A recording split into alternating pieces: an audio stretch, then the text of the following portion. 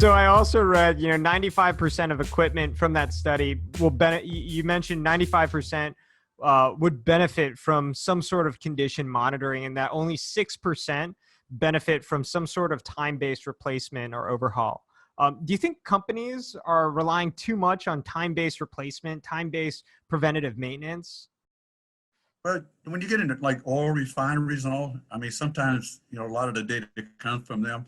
And when they have an outage, you have to look at everything that could possibly fail and change it out, especially based on criticality.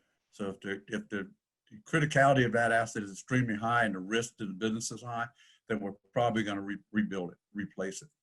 But in normal companies, no, you don't have that.